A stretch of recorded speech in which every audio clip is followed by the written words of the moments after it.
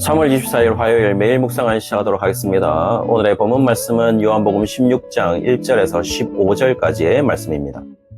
오늘 본문의 시작은 지금까지 예수님이 말씀을 하셨는데 그런 말씀을 하신 이유를 밝히면서 시작하는 것을 볼 수가 있는데요. 1절에 보시면 지금까지 예수님께서 이와 같은 말씀을 하신 목적이 너희로 실족하지 않게 하기 위해서라고 밝히고 있어요. 사실 우리나라 말로 잘 사용되지 않는 단어가 사용되는데요.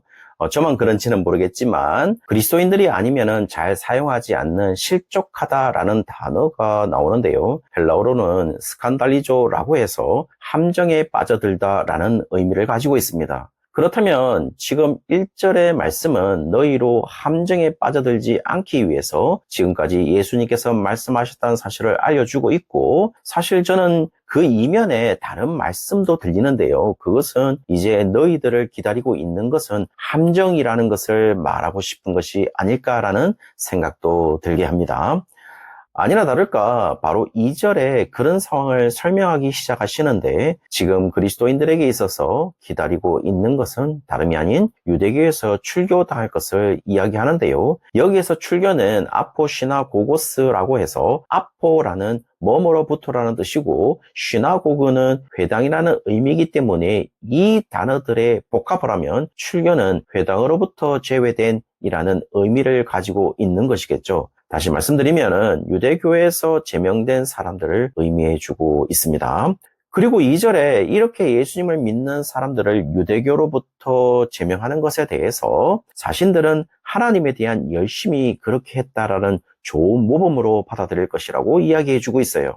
마치 사도 바울이 처음에는 스데반을 죽이는 것을 당연한 일이라고 생각했던 이유가 율법의 생각에서는 스데반을 죽일 수밖에 없다는 정당성을 가지고 자신은 율법에 대한 열심으로, 하나님에 대한 열심으로 이렇게 했다라고 생각했던 것과 같은 원리라고 할 수 있을 것 같습니다. 그러므로 유대교에 속한 사람들은 이런 행위에 대한 생각 자체를 아주 정당하다고 생각했기 때문에 예수님을 믿는 사람들은 박해받는 것이 심해질 것이라고 예상할 수가 있는 것이겠죠. 그러나 이렇게 하는 이유에 대해서 3절에서 그들이 그렇게 하는 것은 아버지와 나를 알지 못하기 때문이라고 말하고 있는 것은 하나님을 안다면 그럴 수가 없다라는 사실을 이야기해 주고 있는 것이겠죠. 어쩌면 우리가 정말 예수님과 하나님을 알지 못한다면 어떤 결과를 낳을 수 있는지를 이야기해 주고 있는데, 우리의 신앙과 행위가 만약 예수님과 하나님을 제대로 알지 못하고 어떤 것을 한다면 그것은 얼마나 악한 일인지를 알 수가 있는 장면이라고 할 수 있겠죠. 지금 핍박을 하는 주체는 하나님을 믿지 않는 자들이 아니라 하나님을 유일신으로 섬기는 자들이 하나님이 보내신 자를 믿는 자를 핍박하는 것이기에, 만약 하나님을 보내신 자로서 예수님을 핍박하고 그 예수님을 믿는 자를 핍박하는 것은 진정으로 하나님을 모르는 것과 같다라는 것을 이야기해 주고 있습니다. 따라서 그들이 그리스도인들을 핍박하는 것은 사울이 스데반을 죽인 것과 다름이 없고 유대인들이 예수님을 죽인 것과 다를 바가 없다라는 사실을 이야기하고 있는 것이겠죠.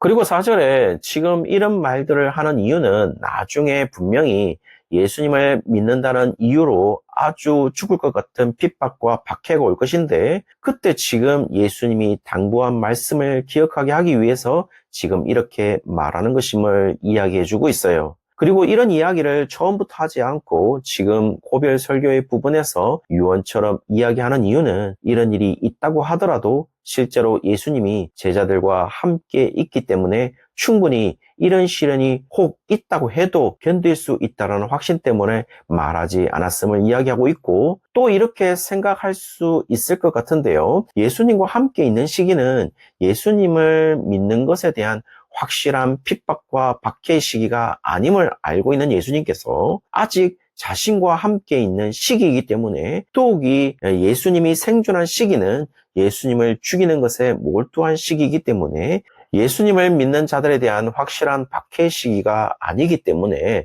말씀하시지 않았을 수도 있다는 사실을 예수님의 말씀으로 알 수도 있습니다. 어떤 이유에서든지 어쨌든 그리스도인들을 기다리고 있는 것은 핍박과 박해라는 사실을 이야기하고 드디어 5절에서 예수님은 하나님에게로 돌아가신다고 말씀하시고 있는데 문제는 이와 같은 이야기에 대해서 제자들로 보이는데 전혀 무관심한 것으로 보인다는 것입니다. 그 무관심의 표현으로서 예수님께서 나를 보내신 이에게로 하나님께로 돌아간다고 말했지만 너희 중에서 나더러 어디로 가는지 묻는 자가 없었다고 말하는 것을 보면 지금 이들은 이 말씀에 대해서 전혀 관심이 없는 것으로 보입니다. 지금 그들이 관심 있는 것은 6절에 보시면 너희 마음에 근심이 가득하였도다 라고 표현하는 것을 보면 자신들의 처지에 대한 관심에만 초점을 맞추고 있는 것으로 보여요. 지금 예수님의 말씀에 초점을 맞추고 생각하고 있었다면 이들이 근심할 이유가 없어 보입니다. 그래서 예수님은 다시 각성을 시도하시는데요. 7절에 예수님이 떠나는 것이 제자들에게 유익이라고 말해주고 있어요.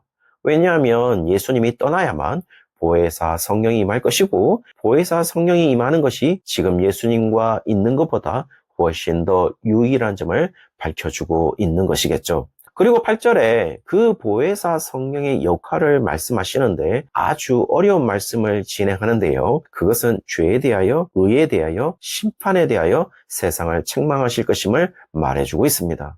이 말씀은 실제로 보혜사가 무엇이 죄인지를 말할 것이고 무엇이 의인지를 말할 것이고 무엇을 심판할 것인지를 이야기해 주고 있는 것이겠죠. 그래서 지금까지 세상이 죄를 판단했고 의를 판단했고 그리고 무엇을 심판할 것인지 판단을 했지만 그런 세상을 향하여 그렇게 하지 못하도록 반박하면서 이제부터는 보혜사 성령이 그것을 판단할 것임을 이야기하는 것으로 보입니다.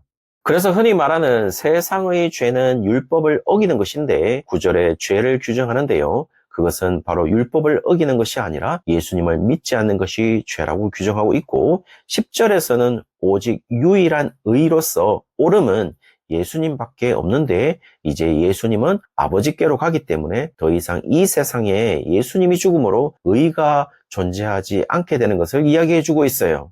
그러므로 11절에 세상은 의가 존재하지 아니하므로 자신들의 의에 의해서 심판할 것이지만 보혜사 성령은 그런 세상을 심판할 것임을 이야기해 주고 있는 것이겠죠.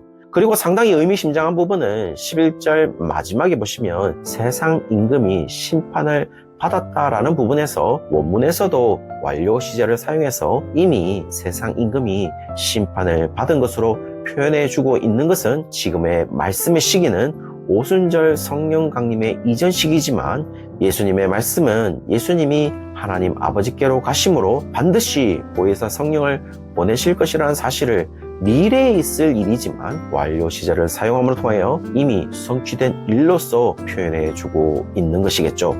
그러므로 그런 보혜사 성령이 오시는 날 반드시 예수님의 제자들을 이끌 것을 이야기하는데요. 우리는 이미 다 알고 있는 사실이겠죠. 왜냐하면 사도행전에서 우리는 다 봤으니까요. 지금 예수님은 마치 사도행전의 역사들을 다 본 것처럼 이야기하시는데 13절에 보혜사 성령으로 진리의 성령이 너희를 진리 가운데로 인도하실 것이고 장래의 일도 제자들에게 알릴 것임을 말씀하시는데 여기에서 장래의 일들은 그냥 소소한 미래의 사건이 아니라 여전히 예수님의 구원의 역사를 펼쳐갈 것임을 이야기하고 그러한 구원의 역사의 시간 속에 오직 나타나는 것은 14절에 보시면 그리스도의 영광이라는 사실도 이야기해 주고 있습니다. 따라서 성령의 역사라고 했을 때 그리스도의 영광이 드러나지 않는다면 그것은 성령의 역사라고 말할 수가 없는 것이겠죠. 요즘 들어서 여러 교회의 소식을 또 여러 유명한 목사님들의 소식을 접할 때면 그리고 교계의 현실을 바라보면 매번 그들의 입에서 나왔던 그리스도의 영광이 가짜일 수도 있겠다라는 생각을 갖게끔 하기도 합니다. 그러나 오늘 요한복음서의 저자는 그런 성령의 역사를 기대할 수 있는 자는 바로 성령이 임한 너희들이라는 사실을 이야기하고 있고 지금 매일 묵상에 참여하는 성도님들이라고 이야기해주고 있습니다. 아무쪼록 오늘 하루가 여전히 성령을 통하여 역사하시는 예수님을 보고 듣고 경험하는 날이 되시기를 주의 이름으로 축원합니다.